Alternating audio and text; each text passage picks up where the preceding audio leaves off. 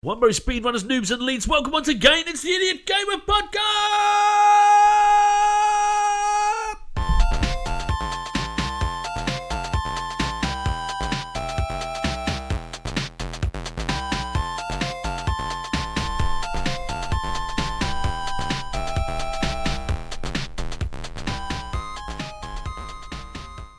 Welcome back, ladies and gents. We're back to another Idiot Gamer Podcast. Got Andy Roberts in the studio. Hello, good to be back. Got Matthew Angel across from me. Hello. How are we doing, chaps? Yeah, very good indeed. Matt, you're wearing a Nintendo-sponsored shirt there. Can you explain some more? Well, it's just a Fiorentina top I've had since I was 17. So yeah, Fiorentina. It's lasted quite well, actually. That's not bad. I won't say how old this top is, but normally you'd buy football tops like 5 years ago and they'd be falling apart by now. But it's got a collar, which I'm a massive fan of. I'm a big fan of a collar on a football shirt. Yeah. Also, I didn't realise. I mean, that must have been. I don't know what kind of period that was for Nintendo to be sponsoring teams. I think it's the only one they've ever done. Yeah, it seems unusual to me. Yeah. I was just trying to think what other sponsorship stuff there's been in football. Obviously, Sega did a lot of stuff with Arsenal, didn't they? Dreamcast was the thing on the Arsenal shirt, wasn't it? Yeah. What else did we have?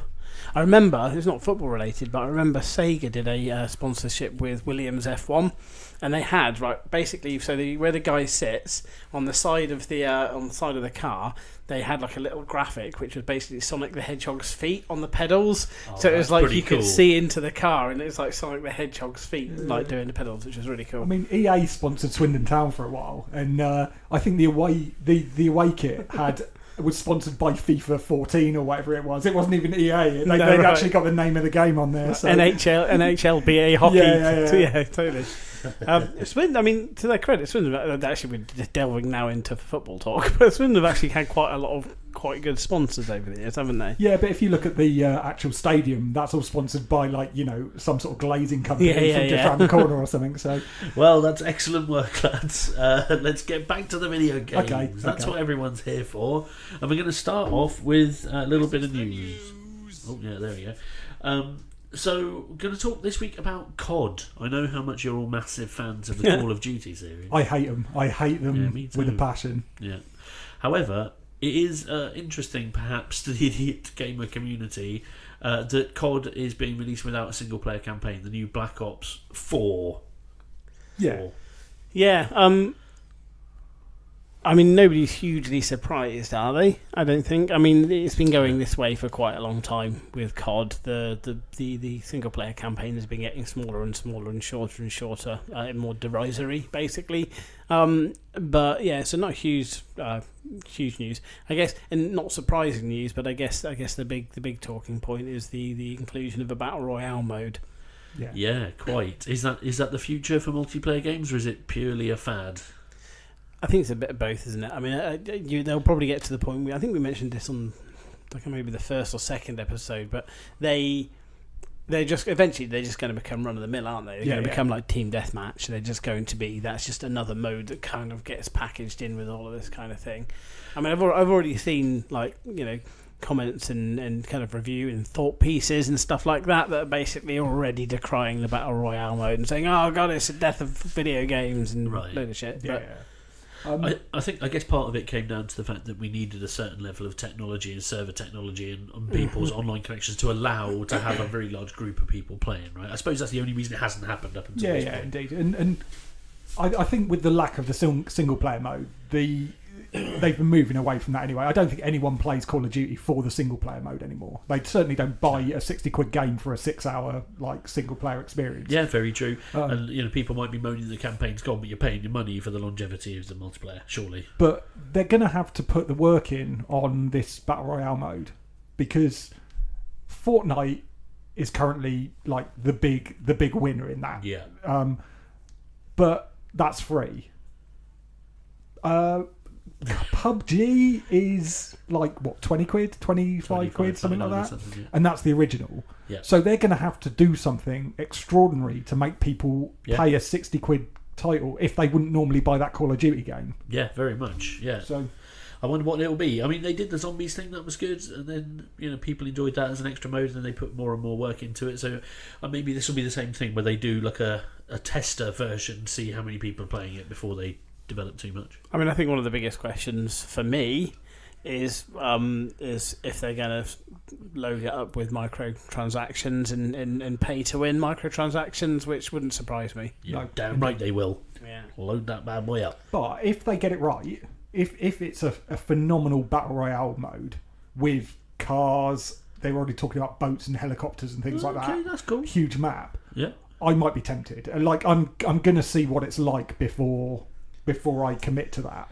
But bear in mind as well, the bonus it will have is that PUBG and Fortnite are going to have to up their game in the next 5 to 6 months to retain their players, which is a really good thing, I think. And I think we've seen that already with Fortnite, definitely with the inclusion of like the almost like this kind of mini storyline stuff that they introduced last season that kind of really came into its own this season with the Dusty Divot, and we can talk about that a bit more later on. But I think there's definitely been a concerted effort from them to up their game, if you like, to instigate some variety into the game and stuff. So yeah, I think it's good. Keeps everybody going. Well, I apologise for that. I was so excited by your chat, Andy, that I punched my own microphone. Can't blame you, really. We'll move past it.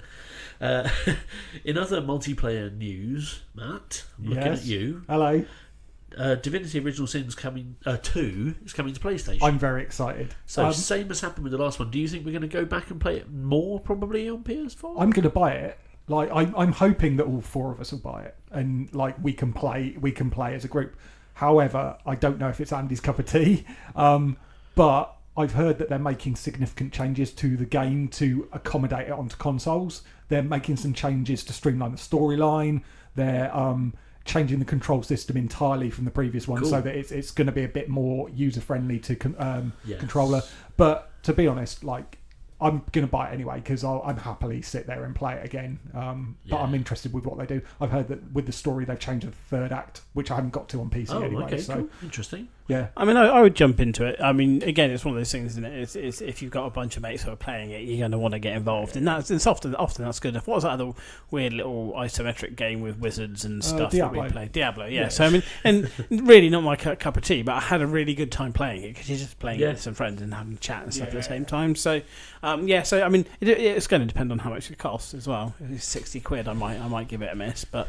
Yeah, I think the other one came out at a sort of mid-range price last time. it did. It'll be interesting to see because it's obviously a much bigger game, and if they've put extra work into it, they might try and get the money back. But at the same time, it's it's an older game, and people who play PC and PlayStation are well, I mean, to be fair, you are, but many of them are not going to bother. So I mean, it's not that old. It only came out in September last year, okay, so it's still quite fresh. There might be a lot of people who haven't bought it yet, but this is exactly the model they followed with the previous one. So they did the PC release and then they follow it over the console. So I think it's good. I really enjoyed it on PC. It was only the fact that we lost our team that I stopped playing it. So I think bringing it back, and actually I'm quite pleased that that I personally didn't go too far because now I can go back and do it all again on PlayStation. So and to be honest, some of the stories that game generates are funnier because of the way you've played it as well. You know, the cursed armor's the thing where you've just got a guy who's just completely naked except for one cursed bit of armor in the middle of a battlefield.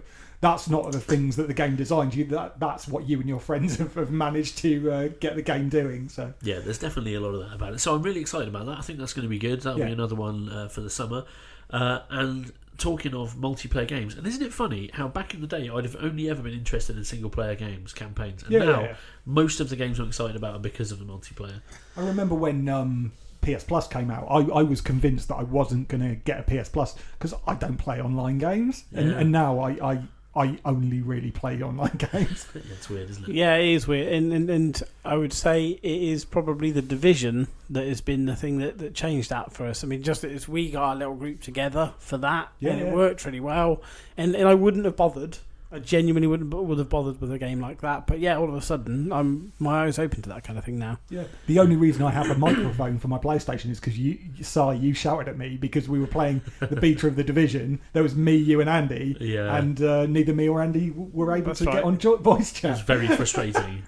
But talking of the Division 2 is now a very much a real thing and is coming, I think, quite soon. Well, it's going to be towards the end of this year, I believe. But Ubisoft recently came out and said they realised that they made some mistakes with Division 1 and they particularly mentioned the fact that they thought the end game wasn't done correctly, which is really good to hear, I think, because actually the first parts of the Division we really enjoyed. Running through all the story missions and unlocking the zones we thought was great, but once we got to the end game we all kind of lost interest. Yeah, I'd liked it to have 3 times the amount of story missions that it had before. Yeah, and again, one of the things that I found frustrating is that we played through that in about 2 weeks solidly. Admittedly, it was pretty much solidly. Yeah. But also, and we've spoken about this before, but it's the kind of the race to level up, which was part of the problem. And that kind of distorted a lot of the enjoyment of the game when you're going through as a team, because you then have to, unless you all play together, people are going to be at different levels at different times. Indeed. I mean, we were okay as a core group because we were generally speaking more or less at the same kind of level. Yes. But I remember one point you went away for a week, Si, and then we all just came back. out I of was sight. a nightmare. But I think if you notice, like, obviously Blizzard's very good at getting that kind of thing right. But when we were playing Diablo, to go back to that had a great way of allowing you to play with much higher level people. And in fact, it worked in your favour, because when you worked with higher level people, you would be artificially leveled up, but you'd also get a lot more loot because you're playing on a higher level. So it actually balanced itself faster. You know, it's like a rubber banding kind of thing. So it brings you back up with your teammates. So maybe the Division could do something like that. That'd be cool. But also, more content for the main game, but also more interesting end game would be better. Not just replaying the same missions. I mean, that was what did me for Destiny as well. Like, you're replaying the same bloody mission. You've already played the mission several times. You go back and you play it again and again and again. That's because you haven't bought the full price expansion that fixes the game for you. So it's exactly. Bungie's business model is that they release a half-finished game and then they charge you an additional game to play a full game. I really didn't like that game. Yeah, it's not. and not I great. gave it a good stab as well. I didn't like it. No, Bungie are one of the worst in terms of that sort of behaviour. It wasn't good at all. Which is interesting, because we're talking about Ubisoft, and yes, they're saying that they understand the mistakes they made, but they're not the sort of company that have a good reputation for making things better. True. Although, you know, as I said before, the new Assassin's Creed is very good, so fair play to them. I think they've got an idea of what's going on, and plus, I think now the co-op multiplayer landscape, to use a video game journalist word, is much more saturated than it was at the time the Division came out. Okay. So they're under pressure now to have a product that competes well in the marketplace. So I think they're going to have to do something to rectify a lot of those things. They got away with a lot with the Division, because it was one of the first times we'd had a 4-player RPG in that style on a console. You know? I'm just thinking that the next one they had, which was Wildlands, they absolutely balked. So I worry for them. They're good at saying that, but whether they deliver is another I think matter. Wildlands was rushed or wasn't finished properly. Like, it really felt like, let's just take some assets that we had from one of these other games and then slap on like Division style stuff on top of it. It seemed like they had to get a game out with the Tom Clancy name on it just at a certain time, and they did that.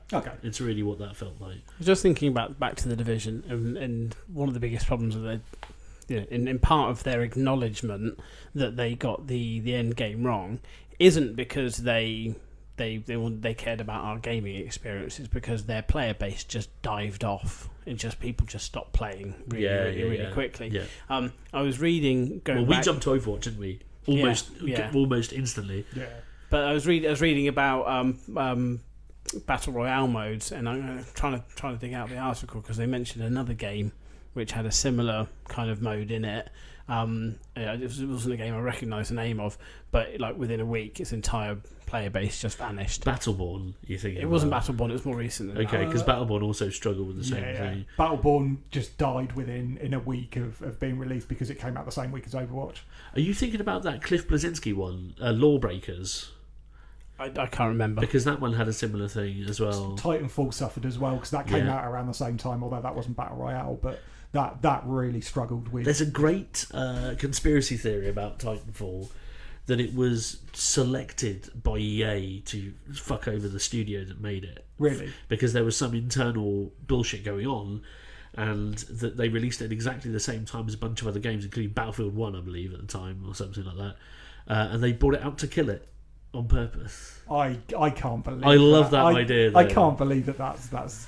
I can imagine somebody at EA being that vindictive. I'm calling bullshit on that, but it's a lovely story. But they didn't work because it actually turned out to be a really good game. Yeah, and, but again, it only had it. a 6-hour solo, and as soon as the multiplayer died off because of Overwatch, Battlefield, it just died instantly. So I haven't played it, but apparently, excuse me, apparently the single player on Titanfall 2 is really good. Yeah, apparently it's excellent. I might pick it up when it's a $5 or something. Yes, yeah. So it's Radical Heights, which is a Cliff Bleszinski game. Oh, that is the Cliff Bleszinski. Yeah, so it was Lawbreakers was the one beforehand, and then Radical Heights came out afterwards. But yeah, the player base just vanished straight away. Right. Well, I was halfway there, Andy. You were, well done. Yeah. So I think that's it for the news. Any other news, lads? Any other exciting video game news this week? I don't think so. No, it's been a bit quiet. But now we're going to go back and do some of this, I think. Right. Are you boys ready? I'm never ready for this. This time I am. Well, you've always got to judge that my information may be wrong. You have to think about that. You have to factor that in. Yep. You might have to factor in that I've got it completely wrong or partially wrong, and you've got to deal with that. So that's an extra level of complexity for you guys. For me, I can sit over this side of the table And relax. But we will have a little bit of Tetris in the background, I think. It's always nice. Just puts me on edge, this does now. Yeah, here we go. Clue number 1. This game was released in 2007. 2007. That's a long time ago. Not as far back as the one that we did with Michael Jackson's Moonwalker. No, that's true. That's very true. The original code name for the game was SFX.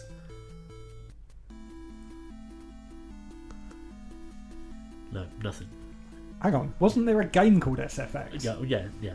But that wasn't. That is not it. Okay. That would have been a very easy clue. This game is called... No. Okay, clue number 3. Actor Seth Green voices one of the game's characters. Stop. Is it a Star Wars game? No, it is not. Oh. He's very good at Star Wars voices. Yeah, that's true. No? Okay. Clue the number 4. Casey Hudson, exec producer, says the game was always planned as a trilogy, although it didn't quite end up that way.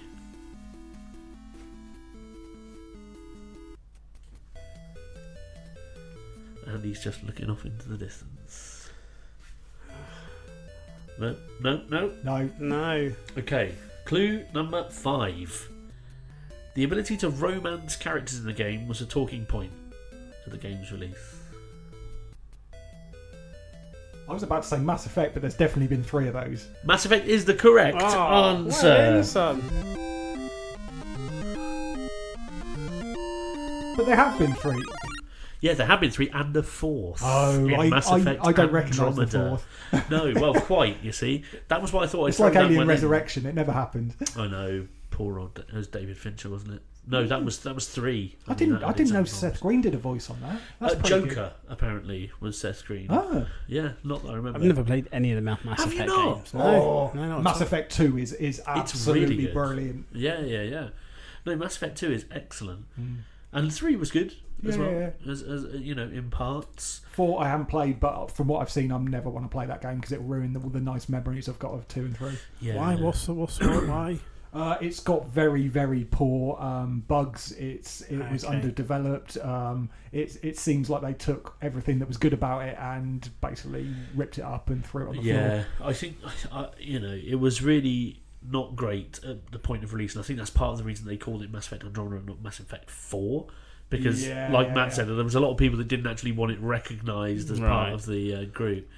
The next clue you'd have definitely got, I'm sure, Matt, would have been clue number 6 was Rannoch, Palavan and Tuchunka, the alien homeworlds in the game. That would have given it away, I think. And finally, for the idiots, the final one would have been you play as Commander Shepard and Captain the Normandy. And I think I still wouldn't have got that. Yay, it's a game that I've heard of that Andy hasn't. if it was just me and Andy, I'd have just been looking at him going, yep, Commander Shepard. Yeah, The initials are ME. Next letters are arse. Well, that was good, Matt. I think that puts you in the lead now. No, I think that must Does it be not? at least equal. Maybe it's 3-3. No, I've only got 2. So I think But I think Matt Holland won 1. Matt So Holland I think, won yeah. 1. I should probably lose one for not recognising Skyrim as Yeah. early as I did. And also, he got an extra clue at the end of the last one, which was, Matt, this is your favourite game ever. That is true. Yes, That is true. So I think we should disregard the Skyrim one because I'm still embarrassed that ever happened. So well done, folks. That's fine work. And we're going to move on to the next part of the show where we're just going to talk about what we've been playing. okay. So, has anybody been playing anything of any interest? Well, no, but I'm still going to talk because it's never stopped me before. No, why not? Go for it. So, I mean, I got back into Shadow of the Colossus because it was like 20 quid. The remastered version was 20 quid, so I thought, well, I might as well go back and have another go at it. So that's the third console I've bought that game on now. It looks wonderful. It's still great fun to play. It's still brilliant. And in one of my favourite things about that game is you can just pick it up, like 20 minutes to do a Colossus. And that's it, and then kind of crack on, or you can just sit down and immerse yourself in it for a couple of hours and do a few. Just a wonderful game in that respect. Breath of the Wild, I've really thrown myself into that. Right. So where are you? How are you doing? So I'm just doing the groundwork for the first what are they called, the big robot things that I've got to try and turn back to our side. Whatever, Divinity Beast, Yes. whatever those things are. Yes. So so I'm getting Divine to Divine Beast. That's it. Thank you. So they've met the little fish fellas. I love the fish fellas. Yeah. There's a moment when you're in that hall with the fish guys, and then you've got the big fish king. You're like, this looks like a Studio Ghibli movie. Right now. Big time. It's amazing. Yeah. It's so well done. So I just kind of got to that point because I'd spent a long time just faffing around with side missions, and I've now got to the point where I feel like I'm just going to crack on with the game. I was too worried about missing out on like weapons and powering up and stuff like that I was trying to do everything, and I got to the point where I actually stopped enjoying it. There was one bit where I spent 20 minutes trying to find some dude's chickens, and like I remember that. I've never found. There's always one chicken I've never found. I found all the chickens. Did you? But I just found that really frustrating. Why am I legging it around trying to find all these chickens? And Nintendo. the payoff of those things is never great. You get the odd little bit here and there, but it ends up being like a bow, and it's not as good as all the other bows that you've got in your into. Quite. You know, so I eventually just stopped doing. I thought, well, I'm not going to stop doing them, but I'm going to start focusing on the main missions, and I think it's to get disciplining myself to go through games better. I think I went similarly that I was afraid of doing the Divine Beasts, and then all of a sudden just something happened. I was like, right, I'm going to start doing these guys now. I'm wondering if it does the game, because one of the things I was worried about, and I was thinking, if I go down this bit, this looks like I'm taking myself off on a new path. I'm worried I'm going to be underpowered doing this, and that's my biggest fear. Well, does the game just cleverly in the background, does it cleverly kind of scale the enemies and stuff? No, but it is random as to the level of enemy. So you could be in one portion of the map and find a low level enemy, and right next door to him a massively high level. Absolutely. So you never know. You would just have to pick your battles. I remember I played that game a lot, right? And I would go back to this one place, and there's one of those centaur guys, and they're pretty high level. Those boys. Yeah. And even after I played the game for like 25 hours, I still couldn't get anywhere near this guy. And I just had to avoid him. So every time I wanted to go that route, I would have to like see him, and I'd be like, "Oh fuck, I'm gonna give that guy a miss," and then just swerve around the side. One of the I felt confident enough, and I felt like I'd tooled up enough, and I took on one of the big kind of giant things that lumber around. I thought, right, this is going to be amazing, and I took him down. I thought, oh, this is amazing. Yeah. And I felt I'm playing the game properly now. I'm using the elixirs, and I'm doing all of those things. I'm using all my like proper weapons. And I took him down after a good old tussle and a fight. Shoot him in the eye, don't you? That's the trick with those fellas. That might be. I can't remember. I think I just used exploding bombs, exploding arrows. Anyway, and I thought, this is amazing. I'm gonna get some really, really cool loot out of this guy. No, load of rubbish. Yeah, absolute rubbish. Yeah, just how could you bastards? Curse you, Nintendo. Yeah, there's no guarantee. There's no guarantee. But that's so great, that game. I want to go back to it again, but now I feel like I've just left it too long. I don't think I'm going to be able to get back I can't into remember it. how to play it now. Yeah. We were talking about this the other day. I saw a tweet from someone saying that there needs to be a mid-game refresher, like tutorial that you can just, if you haven't played a game for like a few months, you can just play this section of it, and then it drops you back into where you were, but it teaches you all the skills you had at that stage. That would be quite nice, actually, especially with something like Breath of the Wild, because it does have a completely unique control system. Well, part of that is the Switch having buttons in the wrong place. That's true. Yes. Yeah. I would recommend Andy trying to go off and get the Master Sword if you can. Okay. It's a separate quest. You need to have, I think, 12 hearts. Jesus. So the first thing I had to do was, when I wanted the Master Sword, I was like, right, I'm going to focus on getting the hearts. So then I was going around and getting the hearts. Once I got all the hearts, you have to go to a specific location, and you follow a little secret treasure map thing, and you end up and you can find the Master Sword. The advantage of the Master Sword is that it never breaks. So once you have that in your inventory, it will never break. Yeah, that's what you want, isn't it? Yeah. However, there's so many little things in that game that are so good, but even when you get the Master Sword, it's still, if you use it against low-level enemies, which you might be tempted to do because it's super easy, right? Because it's really high-powered, it'll like shut down and it won't let you use it. So it'll be like, oh, you've used that too much. You got half an hour break now before you can use the Master Sword again. Okay. But if you use it against Ganon's creatures, you can use it as much as you want and it doesn't decay. Right, okay. But then there's another challenge that they released as a bit of DLC called Trials of the Sword. And if you go and do the Trials of the Sword, you can unlock the full power of the Master Sword and it never decays in any circumstance. Okay. However, I tried to play that, and you need to play, because it only has like 2 saves, and it's a series of trials, like different rooms filled with different enemies. A bit like the... what they call the little shrines that you go to. Yeah. But just a series of those, one after the other, with no break and no health regen. Oh, Jesus. And you have to do like fucking 15 of them without saving, and you've only got the health that you can regen when you're in there doing it. And it drops all of your other weapons as well, so you only have what you pick up in it. It's pretty crazy. And all the people who are able to do that, they don't need to have the Master Sword. So yeah, I did see somebody. I saw a YouTube video of it, and they're like, you need to sit down for like 8 hours and do this thing. Jeez, no, I don't know about that. So I did it. I think you get 2 saves in it, and I've got to the first save once, and then like died 2 levels later, and I was like, right, fuck that. Right, that's not happening. But yeah, awesome. What a game. What a game. Yep, it is terrific. Matt, what's been going on in your world? I've played some more Magic the Gathering Arena. Of course you have. I also ducked back into Hearthstone just to see what it was like. It's a shambles. I'm not going back to it. I'm fairly sure you said you were deleting it. I was, and then I hadn't deleted it, and I thought I'll jump back in because they have these weekly tavern brawls that are a bit fun and stuff. So, but the state of the meta in there is horrific at the moment. They've already said they're going to change a lot of cards, but they're waiting till the competitive season's over before they do that. So it's, right. But quite frankly, it's a shambles at the moment. So, but the other thing I've been playing, and I know you have as well, Si, is God of War. So yes. I finally, people at work were talking about it. I instantly bought it after listening to them because they all loved the original God of War, right. As I did, and I had a few concerns over it, but I'm glad that the majority of those concerns were unfounded. Give us your thoughts. It's fantastic. It's really, really good. It's a phenomenal game. Like I said, I had some concerns because I worried it was a bit too much like Dark Souls. There are some bosses that feel a bit like that, but just lower the difficulty. I haven't done that. Like for once, I'm playing it on normal, and I decided to grind through. I have died a lot, but it doesn't feel unfair at any points. But I was more worried that it moved away from its action RPG roots. No, it's totally a hack and slash thing. So. For the first few hours, it felt like it had moved away from it. But there is a bit where it just turns back into the old style God of War, and I was just like, yes, I'm there. I thought the scene, I've forgotten the name of the world, but the scene where you're taking on all the little flying elf chaps. Alfheim, yeah. Is incredible.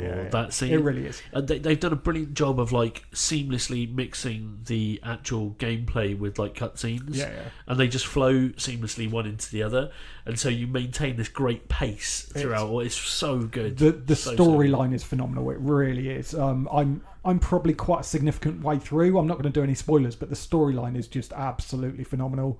The one thing that I don't like about it, that I feel moves it a bit away from it, but I feel they had to do, was the camera angle is so close behind Kratos. It is close, isn't it? Yeah.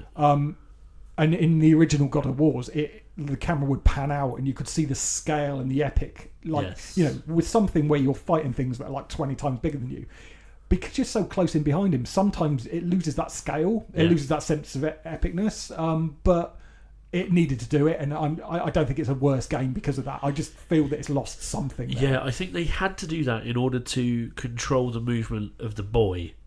Indeed. Because there are certain times where the boy wanders off, but you might need him back for a story element or something, and he just appears like that. And it's great because you're never hunting for him, or he's never in the way. But he hasn't teleported across the screen to get where he needs to. Yeah, but I think the sacrifice there was that you had to have Kartos filling like half the screen. Because some of the things you are fighting or that are in the world are gigantic, and it would be lovely for it to occasionally just pan out so you could see the absolute scale of it. I definitely got that feeling when you meet the world snake, world serpent, the world serpent for the first time. That is awesome, but really good. Everyone should play it just for the storyline. It's just a phenomenal story. It's really emotional. It's wonderful. Nice. Well, you've got that to look forward to, maybe, Andy. Yeah, I'll give it a go, even though I don't really like the emotional abuse of a child that appears to happen in this game. But it does look pretty. Yeah. It's a good-looking game. Yeah, you'll understand what's going on with the child. I can't believe he's so mean to his son. It's unbelievable. Well, you'll see why. I mean, it's not very nice. No, it's not, but sometimes you've got to make tough decisions when you're a God of War, It's not easy. No, indeed. I've been playing a bit of Champo this week. Oh, been getting back into some Champo. So, I've obviously, over the course of my many years of playing video games, I've played a lot of Champ in its various forms. Obviously, Football Manager now. And I've played probably more hours of that game than any other game I've ever played. Okay. And I've played it in all kinds of ways, with all different teams, forever. But now, as goes my whole policy of making games easy, right? Yeah. I can't be bothered to do, I'm going to take, Boreham Wood up to the Premier League or whatever. Right. So, what I do now, and I've just started a game like this, is I take my favourite club, Reading Football Club, and I just give them a load of money. So, I pretend to be like a benefactor, or that the club's been taken over by somebody, right? Because if you have the editor, you can just, change the numbers of values of the club. Okay. So, I just go in and I say, right, new owners come in, here's £400 million, right? And you just drop it into the club. And so I thought, this will be great. This will just be like a joyous, fun time. There won't be any pressure. I can just dip in, buy all these cool players, and turn my club into Real Madrid. Right? This is the idea. I'm grinning because I know how Football Manager works. It's fucking impossible. Yeah. Is what the 4 own goals in the It's first unbelievable. match. So I go off, and first of all, as soon as your club has money. Just like in real life, every other club knows your club has money, and so I can't buy anyone. I just want to buy some random youngster off of Chelsea, and they're like, "Yeah, we want 96 million for that lad." Fuck. So right now, I thought it was going to be this great thing, and right now I can't buy anyone. So I'm still scratching around trying to buy some players, and in the meantime, I'm like you said, I'm losing all these terrible games to Port Vale and Burton Albion, while I'm trying to become Real Madrid. Yeah. So I don't know. And all of your players want 150 grand a week. Yeah. There's a lot of pay rises going on. But I'm going to persevere because I reckon if I can just get us promoted to the Premier League, then I'll be able to do my thing and I'll be able to get them up there. But it's not the super fun times that I was expecting. It's weird because I know you do this with games, but I love that whole thing in Football Manager of taking a non-league club and just building them up because you just see the whole scope of that game and stuff. I love that. It is really cool. It is really satisfying. But yeah, I just wanted a good old fun time where I can bring Leo Messi to Reading, but it's not going to happen. So I'm going to be stuck with Leroy Fer is my big signing, so I'm stuck with him. Why don't you just choose Real Madrid if you want an easy time? No! I thought you liked Real Madrid. Hey, come on now. Save that for the football podcast. So been doing a bit of that. Obviously doing the God of War, which is going very, very nicely. And otherwise, not a lot else, a little bit of Fortnite. Yeah. But I think what we'll move on to next, we were going to go and do a new top 5 this week. Now, I'm not really ready for this, I'll be perfectly honest. Okay. Are you not? This is one that I think that Matt Holland suggested. Yeah. That we do top 5 games that needed a sequel but didn't get one. And Matt's not here. That's not what's here. Really sad about So it. someone can speak on his behalf and tell us the games that he suggested, because if I remember rightly, I don't know any of those games. No, I don't recognise them either. But I recognise one of them. So Enslaved Odyssey to the West. I think it was either a PS2 or a PS3 game, and it was an action RPG, and it just looked beautiful. That's all I know about it, but I do remember it. I'm guessing that Matt was, really into it. The other one was also an action RPG, which was Jade Empire. I know nothing about I do remember that, actually. I do remember the name Jade Empire. I never played it. I've never, those kind of RPG games just really passed me by. Never really got into those. Well, I only really liked God of War. It's that similar sort of God of War action RPG stuff. Right. I really loved those, but the other ones never really grabbed me. There was stuff like Bayonetta that didn't do anything for me either. Supposedly very good, Bayonetta. Yeah, never played it. Nah, not for me. One that I'm just thinking of right now as we're having this discussion is a game that I guess came out sometime in the noughties. A romping hack and slash metal adventure called Brutal Legend. I remember Brutal Legend. Now, Brutal Legend had a potential to be really, really good, but was in reality quite bad. Yeah, it was very bad. But maybe that would be a great game for a sequel to do it properly, because I love it. It was basically based on like a 1980s heavy metal rock album cover world, you know? With like huge pools of lava and giant demons and all kinds of shit. And then you would go around as this like heavy metaler taking out demons by playing kick-ass guitar. It was pretty sweet. It was a bit cheesy. It was very cheesy. But I think if they'd have done it right, it could have actually been pretty cool, because it was a great idea for a world, and it was like something that we hadn't really seen before. It was pretty cool. Yeah. So is that your choice? Yeah, I'm going to try for Brutal Legend 2. I don't even know if the studio made it still exists. Okay. I'm going to jump in with... So we've got 2 from Matt, 1 from you. Okay. I'm going to jump in with an honourable mention. Yeah, and go it's on. I looked up sequel. Sequel is not necessarily just a second one. It could be the third, Okay, fourth, yeah, fifth. fair enough. Yeah, There were actually 3 games in this series. So Viva Pinata. Oh, yeah. But I'm specifically talking about the handheld version. So on the Nintendo DS, there was a version called Pocket Paradise. And it was just brilliant. So you basically build your garden. You'd like hire people. You'd attract these weird little pinata creatures in. And you had to make your garden so they'd want to stay. Yes. And it was just a lovely little game. Was there never a second Viva Pinata? There was a second one on the PC and Xbox. Right, but, okay. So there was Viva Pinata, Trouble in Paradise. Okay. And then there was the DS version. But the DS version is the one that I would love a sequel to on the Switch. So, yeah, nice. But that's an honourable mention. To be fair, that sounds like the kind of thing that might actually happen. My actual one. Yeah. And can you mute Andy's microphone here? Oh, dear. boy. It's on the Dreamcast. What a surprise. Sega stamp collecting. It was a multiplayer game. Well, there was a single player mode, but that's not what anyone remembers about it. And it was called Choo Choo Rocket. Right. Choo Choo Rocket. Choo fucking choo. Choo Choo Rocket was the most fun multiplayer game. So, what did you do in Choo Choo Rocket? Imagine a top-down grid. Right. And everyone's got their own little rocket. A Choo Choo Rocket. Choo Choo Rocket. Yeah. There are lots of hubs around the things which streams of mice come out of.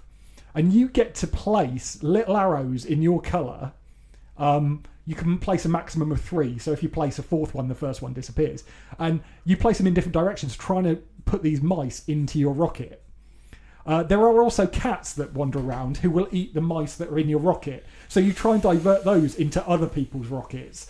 And every so often, a little golden mouse will go into someone's rocket. It'll roll something and it'll be like either all the mice will change to cats or like something mad will happen. It is absolutely brilliant. It sounds like pure madness. It was absolutely bonkers and it was fantastic. Wow. And that needs a second Rocket. one. It needs a second one on the Switch. That's what it needs. It was absolutely brilliant. Wow. Nobody could have predicted that one. What about you, Andy? No, I definitely wouldn't have done. I really struggled with this topic. Yeah? Well, I mean, I was going back and I was picking up loads of games. I thought, oh, that was ace, and I never played a sequel to it, only to find out that there was a sequel. But it was like 3 years later on a different console I didn't have or something like that. And so yeah, so I struggled with it. I've kind of plumped with games that. Because also part of the problem as well is I feel like if a game is amazing in its own right and it is excellent, it does a fantastic job, sometimes you don't need to ruin it by having a sequel. So plenty of amazing games that have then had a sequel that have just been disappointing and bad, and almost sully the reputation of the first and the memory of the first. And so one of the ones I was thinking of is and already mentioned it today, but Shadow of the Colossus, because it's such an amazing game. It's unique in so many ways that it almost feels like a shame that only that one version of it exists. Wasn't The Last Guardian the sequel? No, it's not a sequel. It's not a sequel. It's just a similar game with similar themes made by the same studio. In the same way, Shadow of the Colossus isn't a sequel to Ico either. Spiritual successor. But I mean, but it's not a sequel, is it? So. What, you haven't worked out the secret link between the universes? No. But in the same breath, I kind of wouldn't want a sequel, because it is so perfect in its own right that it almost would potentially ruin it if that sequel wasn't as good. I don't know. But then I thought that about Toy Story, the film, and then Toy Story 2 came out and was amazing. So True. So who knows? So that's kind of where I went with this. I didn't really have any that kind of jumped out at me and said that desperately needed a sequel. So I tell you one that does need a sequel. Yeah, that has had many sequels that have been terrible. Oh yeah. And that is Tony Hawk's Pro Skater. Right, 2 and 3 were phenomenal, and everything since has been terrible. So it needs a sequel that is not garbage. Needs a sequel that is not garbage. Yeah, another good category. And that lots would fall into. And we actually had that in the best sequels, didn't we? Yeah. Tony Hawk 2. Or if we should have done if we didn't, I don't know because if we did, but Tony Hawk 2 is close to a fucking perfect video game as you are ever going to get. I think it's just absolutely phenomenal. But it surprises me that they've done such a bad job with the more recent ones, because that is not a difficult format to do. But they just seem to have balked it left, right, and centre. So, one game that did pop into my head, and when you were talking about the game, which I'll be honest with you, I wasn't listening because I was then googling. Oh, good.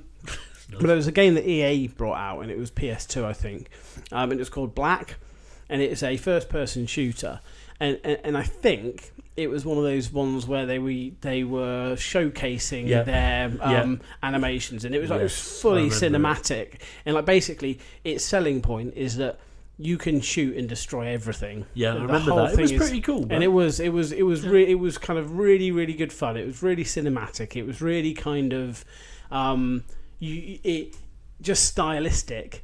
It wasn't style over content in any way, shape or form, because it was still a decent functional first-person shooter, but it was just really super stylish. Yeah. And I suspect they would have then gone on and used those kind of the mechanics from that game to build other games, other shooters.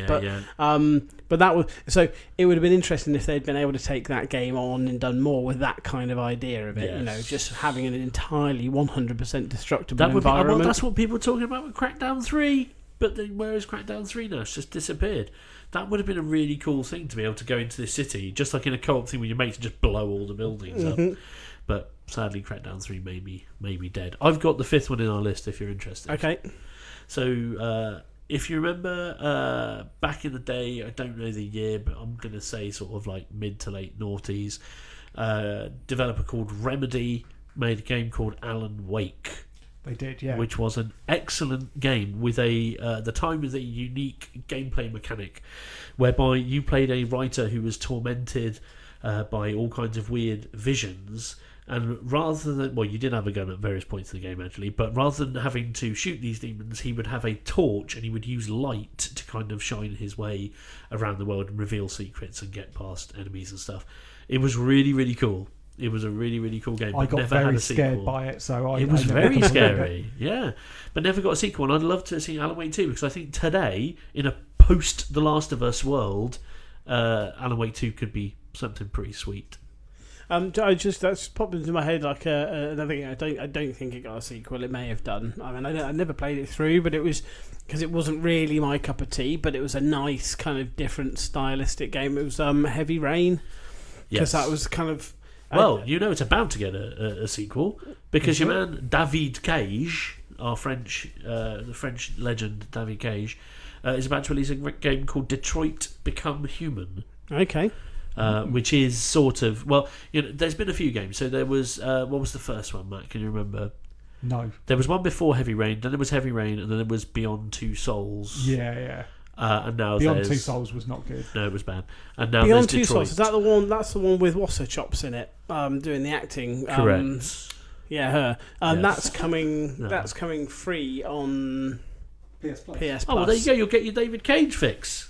It's all over it, yeah. But Detroit Become Human may be right there, because that is going to be the same kind of thing. Point and click adventure thing with weird French emotions. Heavy Rain was so good, though. It really was good. Storyline wise, it was phenomenal. So. He was a terrible parent, though.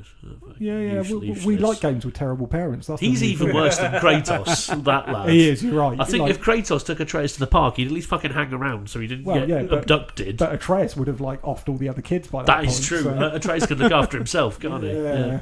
Well, not to get too deep into the world of child abduction, we shall move on.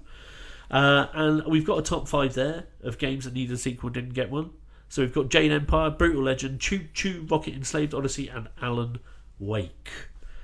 I think at one point we'll do a pod where we review all of our top 5s and realise how bad some of them are. Oh, come on. I want to play Choo Choo Rocket again. It doesn't even need to be a sequel, just a remaster of that. I'm going to be honest. There's a major oversight. Oh, with this one we just did. Well, you just had the option 5 minutes ago to tell us what it was. Stick shift.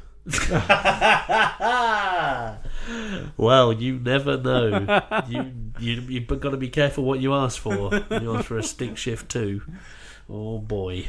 Well, I think we're going to move on to a new part of the show. New part of the show. New part. Yes, and this is the part of the show where we ask listeners of the podcast to send in questions, which we will endeavour, using our incredible minds and fantastic insight into the world of video games, to answer in a interesting and comedic fashion.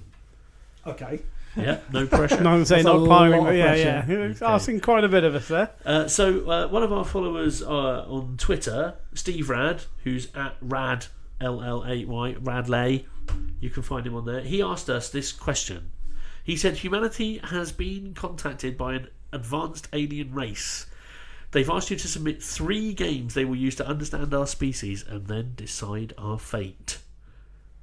Now, the twist with that question is that they're going to decide our fate based on it. I was at least we can explain who we are by sending them video games. But if they're then going to use those to judge us, we want nothing with guns or destruction in I was going to say, because one of the first things you do if you want to explain the human race, like Grand Theft Auto 5, for example, would be a great way to start, because it's got a massive cross section of society, but that is not painting a really good picture out for humanity. No.